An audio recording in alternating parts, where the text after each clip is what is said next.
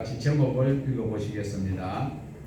이스라엘의 회복과 영광. 이스라엘의 회복과 영광이라는 제목으로 오늘 이사야 54장과 55장을 통하여서 무엇을 말씀하시는지를 잘 구분하여 들으시고 또 우리의 삶에 적용할 수 있기를 원합니다. 오늘 우리가 보는 이 이사야 54장은 이스라엘의 회복과 영광에 대한 말씀인데 우리는 이사야의 글을 어렵지 않게 읽어낼 수 있습니다. 그 이유는 무엇인고 하면 바로 그 이루어진 사실을 확인만 하면 되기 때문에 그렇습니다. 그렇지만 이사야가 이 말씀을 전할 그때에 또는 이사야가 기록한 이 말씀을 읽는 그들은 이 말씀이 잘 이해가 되지 않고 믿지 못하는 시대에 있다라는 것 또한 기억을 하셔야 됩니다. 이 성경이 기록될 때 그 상황을 우리는 배경적으로 공부를 좀 하셔야 되고 또 숙지하시면서 읽을 때에 훨씬 더 실감나게 그리고 하나님의 그 뜨거운 사랑을 느낄 수가 있다라는 것입니다. 자, 그러므로 저와 여러분은 이 시간 2021년 1월 10일 날 하나님 앞에 예배자로 있지만 우리가 약 한 2700년 전 이사야가 이 말씀을 전가하고 당시 바벨론의 포로로 살고 있던 그들이 살고 있던 그 시대가 지금으로부터 약 한 2700년 전인 600년 정도 되죠. 실제로 포로 생활은.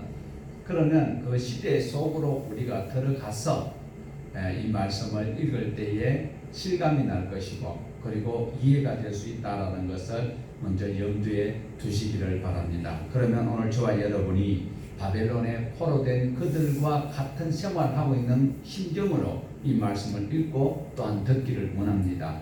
이사야 40장부터는 반복적으로 하나님의 하실 일을 말씀을 쭉 하고 계십니다. 간단하게 지나갈까요? 아닙니다. 길게 말씀합니다. 그리고 자세하게 기록을 하고 있습니다. 이유는 무엇일까요? 그냥 간단하게 요약을 해서 기록을 하고 나면 어떤 오해가 일어나는가 하면 하나님께서 하신 그 일들이 우연이거나 어쩌다 보니까 이렇게 이야기가 될 수 있기 때문에 그래서 사탄에게 기회를 주지 아니하기 위하여서 하나님은 길게 자세하게 기록하고 있다는 사실을 염두에 두시기를 바랍니다. 그래서 이 일이 일어났을 때에 어려운 일이 있을 때에 지금은 어때요? 우리나라가 어떤 상황이 있습니까? 이 세계가 어떤 상황이 있습니까? 미국도 자유롭지 못해요. 핵 가지고 있는 김정은이도 자유롭지 못한 것이 눈에 보이지 않는 그 바이러스 꼼짝가상 못합니다. 이럴 때 하나님의 섭리를 우리가 증명해 볼 수 있는 것은 하나님의 사람이 하나님의 말씀대로 살았을 때에 나타나는 것입니다. 상주에 열방 센탄강, 뜨거운 센탄강, 열타인강, 냉타인강 모르겠지만 그것 때문에 하나님의 이름을 완전히 땅에 파묻어버리는 이런 안타까운 현실이 지금 있는 이때에 저와 여러분은 참 하나님의 백성으로서 하나님께서 무엇을 원하시는지를 잘 구분하여서 신앙할 수 있기를 원합니다. 너무 지나치면 안 돼요. 미달해도 안 돼요. 하나님의 말씀 속으로 우리가 살아갈 수 있기를 원합니다. 자, 그 당시에 바벨론 포로 생활하고 있는 자들 중에 하나님께서 이렇게 너희들 회복시켜 주시겠고 너희들에게 이런 좋은 일이 있을 것이라고 이야기할 때에 그들이 믿었을까요? 안 믿었을까요? 거의가 안 믿었어요. 그러나 그 중에 소수는 믿고 있었다라는 것입니다. 자, 우리 1절 같이 한번 보실까요? 잉태하지 못하며 출산하지 못하는 너는 노래할지어다. 산고를 겪지 못한 너는 외쳐 노래할지어다. 이는 홀로 된 여인의 자식이 남편 있는 자의 자식보다 많으니라. 여호와께서 말씀하셨느니라. 자, 우리는 시대적 배경을 알고 있기 때문에 얼추 알고 있기 때문에 정확히는 몰라도 이해가 되지요. 이 말씀은 무슨 말씀인가 하면 이스라엘이라는 나라가 이런 상황에 놓여 있다. 이스라엘이라는 나라가 자식도 없이 혼자 사는 여인과 같지만 그러나 이 나라가 이제 자유롭게 될 것이고 그 이방 나라까지 확장될 그것을 하나님께서 소망의 말씀을 이사야를 통하여서 주고 있다라는 거예요. 그래서 2절부터 말씀을 보면 장막틀을 넓히라, 장막의 휘장을 넓혀라, 말뚝을 단단히 박아라. 이 소리는 이스라엘이 자유롭게 되고, 그리고 이제 그 국경을 넘어서 이렇게 하나님 주시는 은혜를 나눌 수 있는 그런 놀라운 역사가 될 것이다. 그래서 넓혀라 라는 말씀을 하고 있습니다. 4절부터 보면 또 두려워하지 말라라고 말씀을 하고 있어요. 왜? 수치를 당하지 않을 것이다. 자, 오늘날도 마찬가지입니다. 오늘날 우리 코로나 시대에 교회가 곤욕을 치르고 있는데 대면 예배냐 비대면 예배냐 이걸 가지고 싸우고 있는데 본질적인 것을 우리는 바로 깨달아야 된다. 하나님의 말씀 때문에, 코로나 때문에 정부 당국에서 교회를 완전히 존폐를 없애버리기 위해서 대면 예배를 못 드리게 하는 것 같으면 목숨 걸고 해야 되죠. 그러나 이 질병 때문에 그렇다면 우리가 잠시 잠깐 대면 예배를 못 드린다 할지라도 하나님께서 이 교회를 무너뜨리지 아니하고 대출 많이 받은 교회에 경매 넘어가지 아니하도록 하나님께서 그 백성들에게 말씀으로 붙들어 주시고 생활을 붙들어 주실 것이다. 레위기 26장 분명히 3절에서 13절까지의 말씀이 있습니다. 하나님의 말씀을 지키면 하나님께서 어떻게 해요? 경제와 안보를 책임져 주시겠다. 그거 못 믿으면 어쩔 수 없는 것이죠. 자, 그래서 하나님께서는 너를 지으신 이가 내 남편이다. 그리고 그 이름은 만군의 여호와다라고 말씀을 하고 있습니다. 여러분, 하나님 믿으십니까? 하나님은 능력이 많으신 분이십니다. 하나님을 믿는 자에게는 절대 낭망이나 실망이 없도록 해주신다. 그러므로 그분은 온 땅의 하나님이시고 온 땅의 주인이시다. 믿으십니까? 두려워할 필요가 있다 없다? 없다. 그러면 우리 7절에서 8절을 읽어보십시다. 내가 잠시 너를 버렸으나 큰 긍휼로 너를 모을 것이요 내가 넘치는 진으로 내 얼굴을 네게서 잠시 가렸으나 영원한 자비로 너를 긍휼히 여기리라. 내 구속자 여호와께서 말씀하셨느니라. 무슨 말씀일까요? 하나님께서 끊임없는 소망의 말씀을 주시고 있습니다.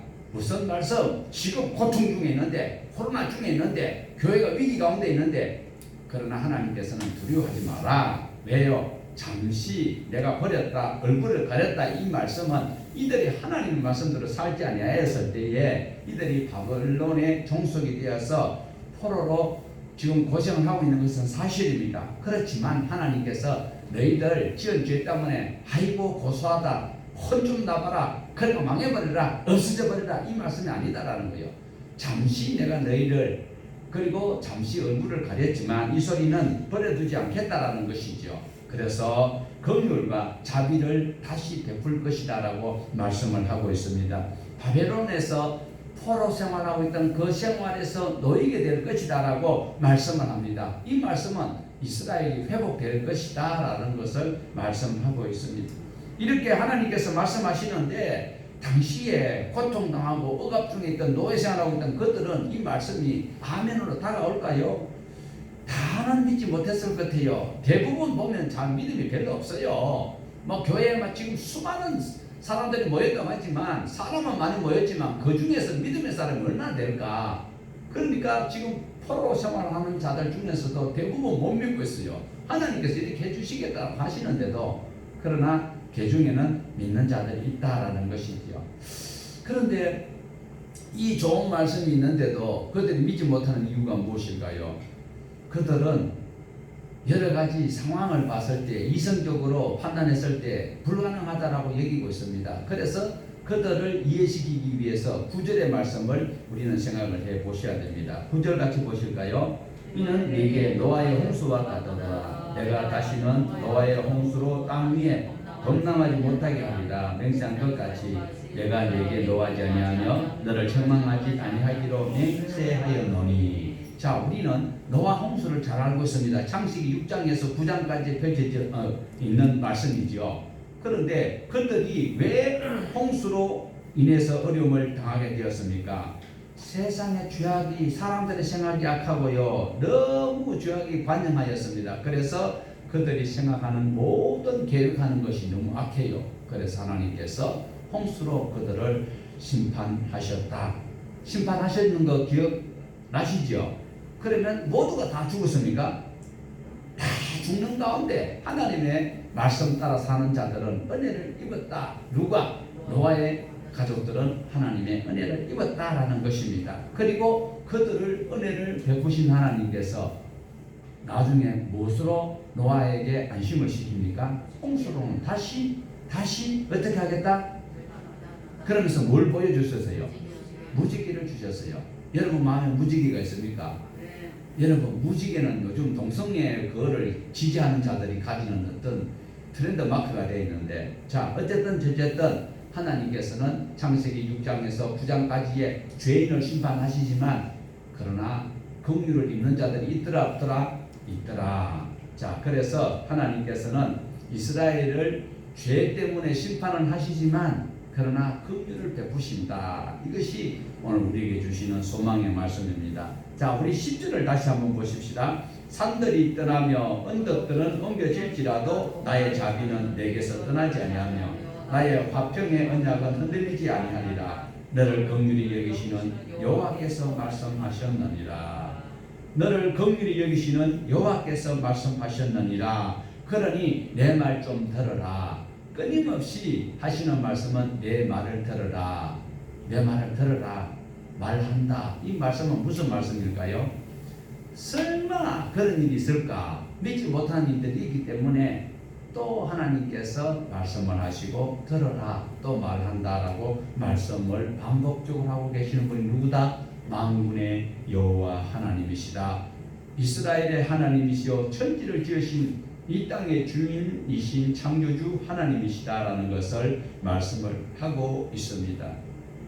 그분께서 이렇게 하시겠다. 자 7절과 8절에 나왔던 자비와 긍휼이 있죠. 10절에 또 나옵니다. 나의 자비 너를 긍휼히 여기신다. 자비와 긍휼히 여기신다. 하나님의 속성 가운데 우리는 사랑이라고 여기고 있습니다. 사랑의 하나님의 그 속성 중에서는 자비가 있어요. 그리고 긍휼이 있습니다. 그래서 자비는 히브리어로 헤세드라고 하고 있어요. 긍휼이라는 단어는 히브리어로 라함이라고 말하고 있습니다. 이 라함은 깊이 사랑하다, 긍휼히 여기다라는 뜻을 가지고 있고, 이 헤세드는 자비라는 의미를 가지고 있는데 다 같은 의미를 포함하고 있습니다. 자, 이것은 무엇을 말씀하고 무엇을 강조하고 있습니까? 죄인은 심판하지만 심판 중에서도 하나님의 은혜를 누리는 자가 있다 없다? 교회 안에 있어도 한 사람은 지옥 가고 한 사람은 천국 갈 사람이 있다 없다? 두 여인이 맷돌을 갈매 아시죠? 뒷말 안 해도 여러분은 어떤 편에 들어가야 될까요? 1992년 10월 28일 날 이장님이 가는데 그곳에 못 갔던 거 후회된 사람 있습니까? 안 되지요. 성경을 바로 알고 바로 믿고 바로 신앙을 하여야 합니다.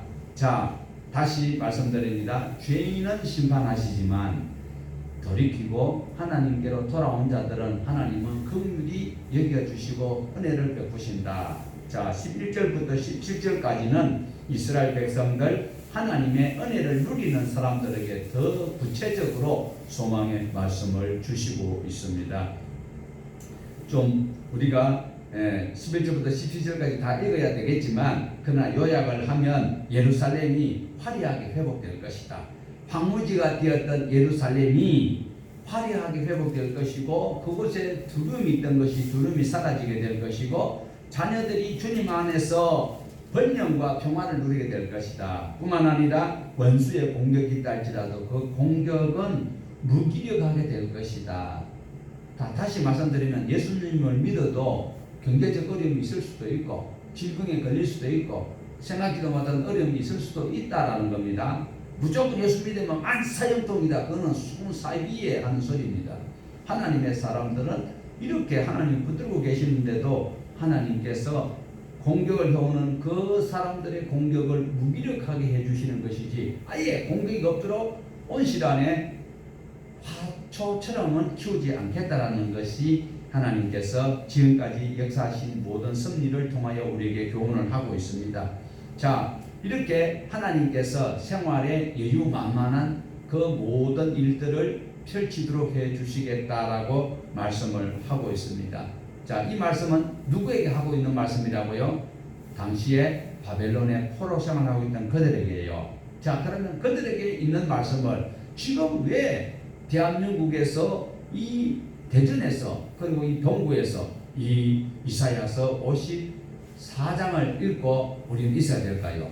그들에게만 주는 말씀이 아니라 오늘 우리에게도 주시는 말씀입니다. 하나님께서는 오고 오는 세대에게 하나님의 백성들에게 이 말씀을 꼭 듣고 소망을 가지라고 주시는 말씀입니다. 믿으십니까? 아멘. 생활의 여유, 마음의 평안, 자녀의 번영 얼마나 좋습니까? 이 은혜를 누릴 수 있는 사람이 있다 없다? 있다라는 거죠. 그런데 이 은혜를 모두가 다 누린다? 아니에요. 다는 아닙니다.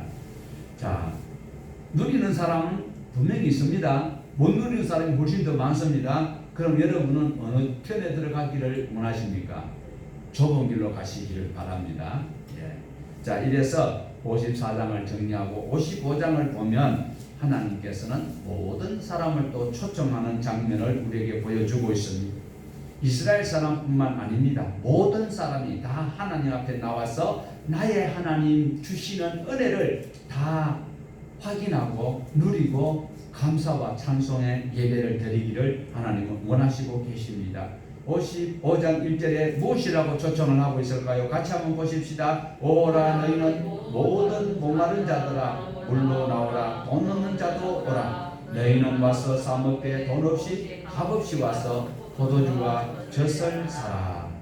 자, 하나님이 주시는 진짜 은혜, 하나님 주시는 진짜 은혜는 세상이 줄 수 없는 평안과 세상에서 어떤 것도 비교할 수 없는 것을 주신다라고 말씀을 하고 있습니다. 그것을 받고 싶다면 어떻게 해라? 하나님 앞에 나오라고 말씀하고 있죠. 자, 55장 1절만 보면 내가 하나님 앞에 나왔는데 내 삶은 여전히, 우리 가정은, 우리 교회는, 우리나라는 이렇게 이야기할 수도 있습니다. 그러나 1절만 보시지 마시고 2절을 한번 보실까요? 자, 2절 한번 볼까요? 너희가 어찌하여 양식이 아닌 것을 위하여 은을 달아주며 배부르게 하지 못할 것을 위하여 수고하느냐? 내게 듣고 들을지어다. 그리하면 너희가 좋은 것을 먹을 것이며 너희 자신들은 기름진 것으로 즐거움을 얻으리라. 자, 양식 아닌 것을 위해서 솔직히 양식 아닌 것을 위해서 더 투자를 많이 하고 시간을 많이 할애하는 것 있습니까? 없습니까? 양식을 위해서만 했어요? 처음부터 성인 분자들만 다 모여가지고 예, 죄 없는 자들만 다 모였어요. 예, 우리 교회는 죄 없는 자들만 다 왔는 것 같아요. 예, 감사합니다. 대부분 사람들은요, 양식 아닌 것을 위해서 은을 달아준다. 특별한 것은 무엇이냐면 죽음 이후에 막연하게 두려웠거든. 그러니까 어떻게 해요? 자기가 신이 되어서 자기를 섬기고 있는 거예요. 이거는 대단히 위험한 것이죠. 뿐만 아니라 그 전에 어떤 사람이 만들어낸 그 신을 나도 편성해서 섬기고 있는 이런 것들이 바로 무엇일까요? 세종시에 집을 사야 되고 빚을 내서라도 주식을 사야 되고, 이게 뭐예요? 그게 굉장히 자본주의적 판단이고 실질적으로 이익이 있는 것 같지만 하나님께서 보실 때는 양식이 아니라는 거예요. 그걸 위해서 은을 달아주지 마라. 정말 여러분이 진짜 양식은 무엇입니까? 양식이 뭐예요? 진짜 양식이 뭐예요? 하늘에서 뭐가 내려와요? 만나는 그 구약에서 오늘 저와 여러분을 살 수 있도록 하는 양식은 산떡이 누구요? 그분을 위해서 우리가 지난 시간에 그의 나라와 의를, 하나님의 나라와 하나님의 의, 출애굽기 20장, 23장에 있는 말씀대로 살아가기 위해서 우리가 투자를 해야 되는 거예요. 거기에 은을 달아줘야 돼요. 그런데 막연하게 자기의 어떤 생활의 여유를 위해서, 그것은 없어진다니까요. 그걸 위해서 투자하지 말라는 거예요. 기억합시다.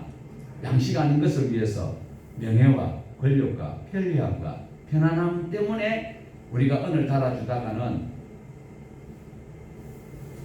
음부에 있는 부자 꼴 면치 못한다. 꼭 기억하셔야 됩니다. 자, 그런 꼴을 안 당하려면 어떻게 해야 된다고요? 주님 앞에 나와서 어떻게 해야 된다? 하반절에 보면 내게 듣고 들을지어다. 듣고 들을지어다라고 말씀을 하고 있습니다. 자, 예수만 믿으면 다 될까요? 예수만 믿으면 다 됩니까? 그런데 오늘날 보면 예수 믿으면 다 된대요. 그런데 하나님께서 하시는 말씀은 자 1절에 뭐라고 말씀합니까? 중간절에 보면 돈 없는 자들도 돈 없는 자는 교회 오지 마라 되어 있죠. 아니요. 돈 없는 자도 와라. 그 성경 그 확실한 거 맞습니까? 네. 하나님 앞에 돈 있어도 없어도 오라오지 마라. 와라. 있는 자는 없는 자는 다 올 수 있어요. 그런데 실제로요 교회에서 신앙생활 하다 보면 돈이 없으면요 눈치가 보여서 교회 출입하기가 상당히 불편한 부분이 교회에 있다 없다? 있다라는 거예요. 하나님은 초청에 방해되는 이런 행위는 하지 말라고 하는데 대부분 이런 것들은 목회자의 잘못이요 또 먼저 믿는 사람들의 허물이 충분히 있을 수 있다. 돈 없는 자도 가난뱅이도 마약쟁이도 도둑놈도 간음을 하는 행하는 자라 할지라도 돌이키고 하나님 앞에 나와야 되는데 눈치가 보여서 그리고 사람을 색안경을 끼고 아예 자기도 하지 못하는 그런 율법을 만들어서 사람들에게 하나님 앞에 나오는 것을 방해하는 그런 행위가 우리 자신이 행할 수 있다는 것 또한 분명히 살피면서 보셔야 될 것입니다. 자, 그러면 하나님 앞에 나오기만 하면 될까요? 어떻게 하라 그랬어요? 귀를 기울이고 예, 내게 들을지어다. 그리하면 너희가 좋은 것을 먹을 것이며 너희 자신들이 기름진 것으로 즐거움을 얻을 것이다. 하나님 앞에 나오기만 하면 되는 것이 아니다. 들어야 되는 것이죠. 듣고 들을지어다. 2절에서 끝나는 것이 아니죠. 3절 한번 보십시다. 너는 귀를 기울이고 내게로 나와 들어라. 그리하면 너희의 영혼이 살리라. 내가 너희를 위하여 영원한 언약을 맺으리니 곧 다윗에게 허락한 확실한 은혜입니다. 자, 얼마나 좋은 말씀입니까? 교회만 나오면 되는 거요. 요번에 뭐 정은인간 그 16개월짜리 애가 지금 참 안타깝게 이 세상을 이별했어요. 결별했고 기성세대 때문에 그런데 그 가정이 어떤 가정인지 매스컴을 통해서 정말 부끄럽고 죄송하기가 그지없습니다. 목사래요. 예수 믿는다고 십자가 달아놓고 애를 얼마나 두들겨 패가지고 췌장은요 장기가 위 뒤에 숨어가 있어요. 거기 파열됐어요.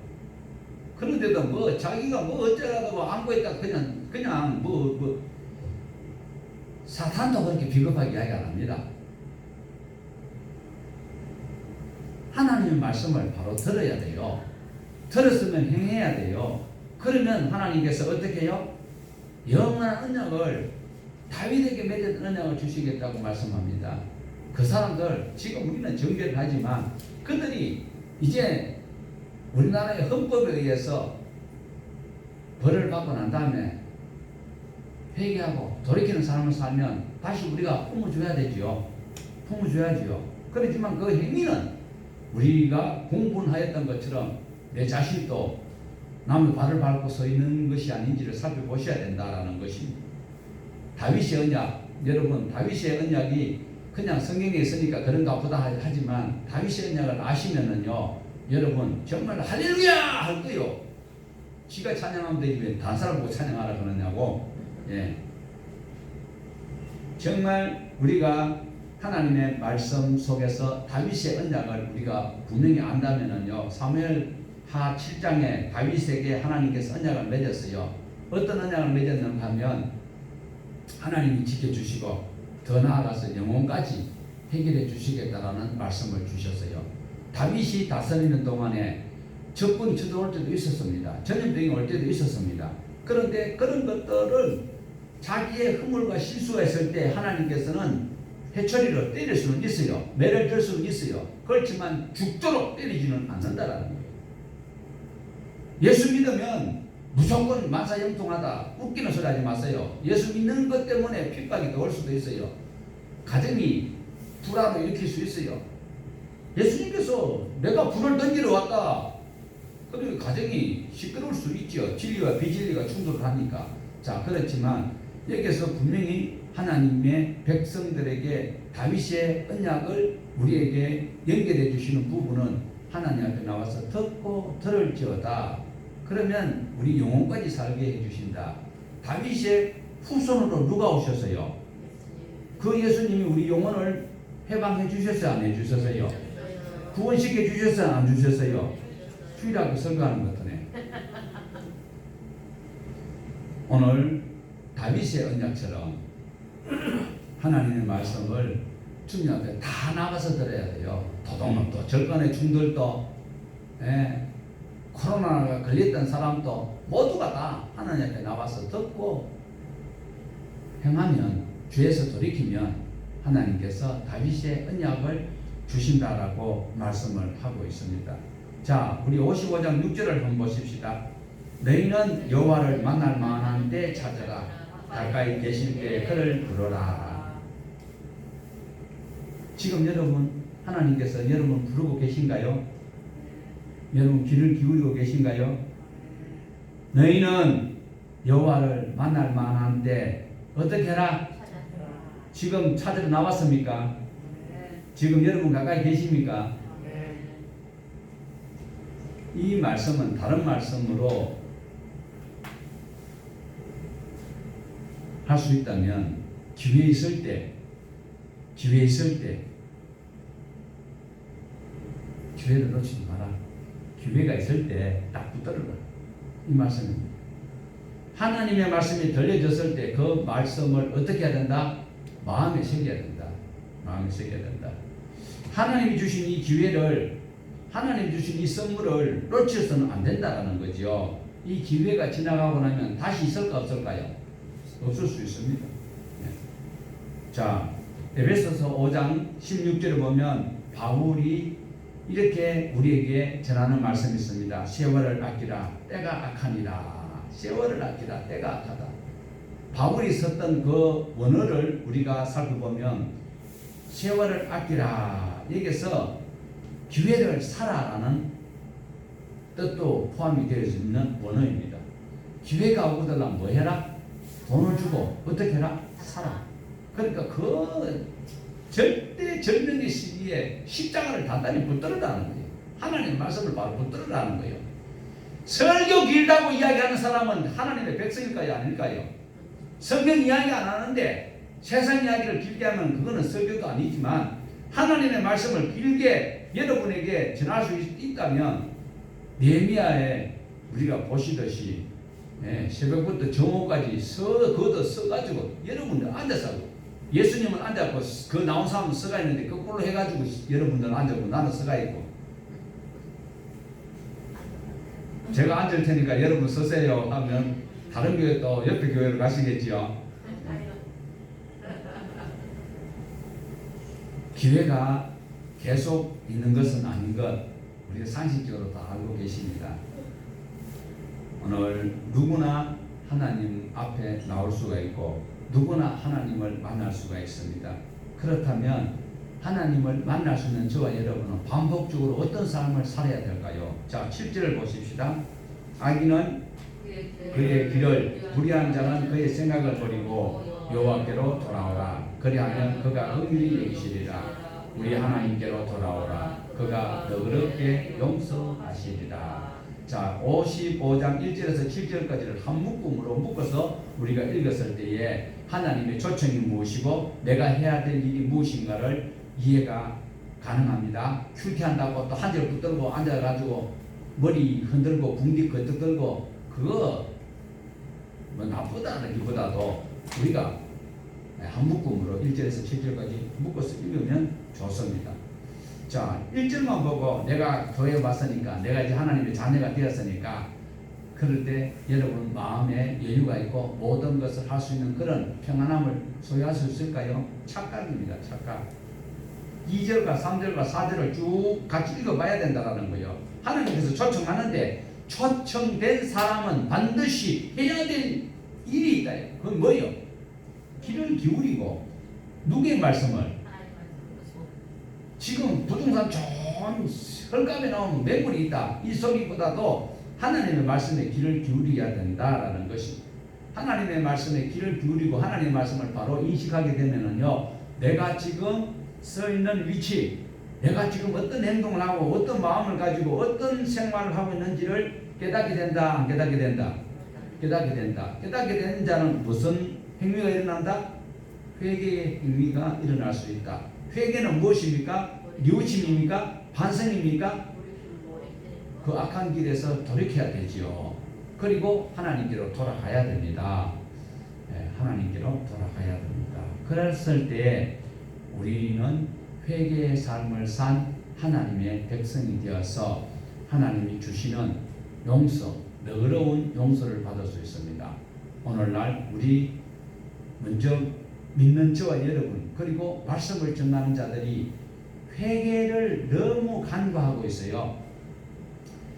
용서 없이 하나님의 자녀가 될 수는 없습니다. 용서를 받기 위해서는 하나님 앞으로 나아가야 돼요. 내 하던 행위와 내가 누리던 모든 것들을 다 버리고 초기와 같이 버리고 하나님께로 나아가야 하는 그 돌이키는 삶을 통하여서 하나님 앞에 용서를 받을 수가 있다는 거 꼭 기억을 하셔야 됩니다. 하나님 앞에 내가 용서를 구하지 아니하였는데 하나님이 내게 용서하여 주셨다. 과거의 죄, 미래의 죄 다 용서. 저는 그런 소리 많이 들었어요. 참 좋은 말씀이에요. 왜? 우리나라에서 제일 큰 교회에서 그래도 유명한 목사님이 제 청년기에 계속 그 말씀이 너무나도 저는 은혜가 되었어요. 왜? 과거의 죄, 현재의 죄, 미래의 죄까지 우리 예수님께서 다 죽이시고 가셨다. 하나님 앞에 용서를 구하지 않았는데 용서함을 받았다라고 착각하면 안 된다는 거예요. 여러분 자신이 용서함 받기 위해서 어떻게 해야 된다? 돌이켜야 돼요. 그 삶에서 돌이켜야 돼요. 죄악의 장소에서 돌이켜야 돼요. 악한 시어머니 생각해서, 악한 시아버지 생각해서, 악한 며느리 생각해서, 악한 아들의 생각해서 돌이켜서 하나님 앞으로 나아가야 된다라는 것입니다. 오늘날 왜 우리 한국 기독교가 이렇게 욕을 얻어먹고 힘을 못 쓸까요? 하나님의 말씀대로 안 살고요. 그냥 용서함을 받았는 교회에 한번 출석했기 때문에 나는 용서함을 받았다라고 착각하고 살아가는 자들이 망령된 행동을 하기 때문에 교회가 욕을 얻어먹습니다. 이런 일들은 비단 우리 한국 교회만 아니고 기독교 역사 속에 계속 끊임없이 지속되어져 왔습니다. 그러다 보니까 교회들이 힘이 없습니다. 약화되고 있어요. 강단에서 선포되는 하나님의 말씀은 회개가 선행되어야 되는데 회개는 병아리 눈물만 하고 하나님이 주시는 복은 너무너무 많다라고만 소개를 하고 있는 이 현실입니다. 여러분 오늘 저와 여러분은 하나님께서 초청하는 이 초청에 누구라도 올 수 있도록 교회 와서 담배를 피우고 그래 하면 막 난리가 나지요. 담배 피우는 것도 하나님의 말씀이 귀를 기울이고 들으면 자기가 끊을 수밖에 없어요. 그런데 어떻게 교회에 와가지고도 그것을 교회 왔는데도 이렇게 술을 나왔는데도 토박을 이런 식으로 비아냥거릴 필요는 없다. 하나님의 말씀을 들을 수 있는 하나님이 초청하는 그 초청에 올 수 있도록 우리가 길을 얘기할 수 있는 저와 여러분이 꼭 되셔야 된다. 그러면 그자가 귀를 기울이고 하나님의 말씀을 듣다 보면 반드시 회개의 삶을 살게 된다. 왜? 성령님이 그를 간섭하신다라는 것입니다. 그러므로 오늘 저와 여러분은 죄의 고백으로 내 삶을 하나님께로 나아가는 삶 거기까지 꼭 나가시기를 바랍니다. 바랍니다. 핸드폰 가지고 있는 사람 핸드폰 호주머니 집에 넣으세요. 자, 8절에서 9절 같이 보십시다. 이는 내 생각이 너희 생각과 다르며 내 길은 너희의 길과 다릅니다. 여호와의 말씀입니다. 이는 하늘이 땅보다 높음 같이 내 길은 너희의 길보다 높으며 내 생각은 너희의 생각보다 높음이다. 지금 이 시점에서 우리가 이 말씀을 어떻게 생각해야 될까? 제가 시작하면서 그랬죠. 이 이사야서 54장과 55장은 어떤 심령으로? 내가 포로되어 있는 바벨론에 있는 그 심령으로 보셔야 된다라는 거죠. 그런데 포로된 그들에게 이 말씀이 그들에게 감명되게 들려졌을까요? 그들이 믿어졌을까요? 안 들으니까 하나님께서 귀를 기울이고 내 말을 들어라. 그리고 죄를 버리고 잘못된 생각을 버리고 하나님께 나오면 하나님께서 용서하시겠다.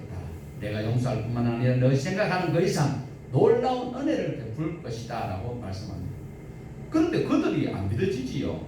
지금 우리가 비대면 예배로 하나님 앞에 방역을 철저히 하면서 아까 대표 기도하는 자 그 기도처럼 속히 치료제가 나올 수 있는 하나님의 놀라운 계획의 놀라운 일들이 있을 수 있어요. 그런 것들을 우리가 구하면서 살아갈 때에 코로나가 참 그때 그 시절에 그런 적이 있었지라고 이야기할 수도 있다라는 것입니다. 하나님 앞에 저와 여러분이 나와 있다면 분명히 이 은혜를 누릴 수가 있습니다. 자, 계속 이어지는 말씀을 보면요, 비가 내리면 지면에서 씻겨서 강으로 내려가는 것 같지만 상당수 물들이 땅에 스며들면서 그리고 삭을 피우고 그것이 꽃을 피고 열매를 맺게 하는 것처럼 하나님의 말씀은, 하나님의 입에서 나온 말씀은 절대로 헛한 데 내려가지 않고 흩어지는 것이 아니고 하나님의 뜻은 이루어진다.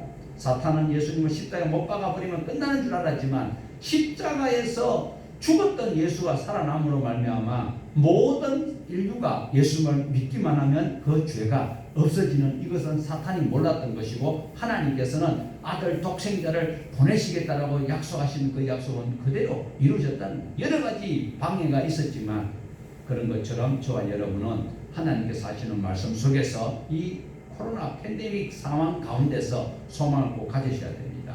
자, 12절에서 13절 보시면은요, 너희가 바벨론을 떠나게 될 것이다. 떠나게 되는데 어떻게 떠날 것이다? 짜증내면서 울면서 기쁘게 갈 것이다. 가는 그 길이 평안할 뿐만 아니라 산과 언덕에서 있던 모든 나무가지가 환영하듯이 춤을 추듯이 그런 기쁨으로 가게 될 것이다 라는 이 시적 표현을 하고 있습니다. 여러분, 고레스가 바벨론을 무너뜨렸지요. 그랬을 때에 그들이 자기 고국으로 돌아가는 거예요. 하나님께서는 고국으로 돌아가는 그 일을 어떻게 하라 그랬어요? 돌아가서 성읍을 그리고 성전을 다시 재건해야 되는데, 가는데 필요한 모든 재물과 필요한 재료를 다 주어서 보냈어요. 얼마나 감사한 일이에요. 그것뿐만 아니에요. 서룹바벨을 총독으로 파견하는 이런 획기적인 일들은 그들은 상상도 못했지만 하나님께서 하셨어요. 예, 언덕에서 춤추는 것 같은 능수부들 가지, 그리고 바람 소리가 그 나무 가지를 흔들어서 춤추게 만드시는 기가 막힌 하나님. 오늘 코로나 때문에 오늘도 떡가래를 손수레 싣고 오는 우리 권사님의 그 수고가 오히려 무사람의 마음을, 심령을 울릴 수밖에 없도록 만드시는 이 하나님의 기막힌 솜씨, 춥고 추워도 저렇게 또 열심히 방송을 위해서 궁둥이를 붙였다 뗐다 하는 저런 집사님의 헌신 또한 예배의 한 모습일 수 있다라는 것입니다. 예루살렘에는 가시와 찔레가 살았지요. 왜요? 바벨론으로 다 끌려갔으니까 가시와 찔레가 있는 그곳이 에덴 동산과 같은 하나님의 솜씨가 펼쳐질 것을 약속하고 있는 이 55장에 있는 이 말씀, 뭘 해야 될 때? 귀를 기울이고 하나님 말씀을 들을 때 복 준다, 잘 된다, 병 고침 받는다, 은사에 미치지 말고 하나님의 말씀이 무엇라고 말씀하시는지를 붙들고 2021년도 코로나와 상관없이 하나님의 말씀에 귀를 기울이고 내가 그 본분을 다할 때에 내 죄가 용서 안 받고 하나님의 백성으로 살아가는 모습을 통하여서 이웃이 감동되어서 그 예수 나도 좀 믿자 갈 수 있는 이런 삶을 하나님께서는 우리에게 요구하고 있습니다. 우리에게 다윗이 언약의 복을 주신다고 말씀하셨으니 이 복을 누리는 모두가 되시기를 축복합니다.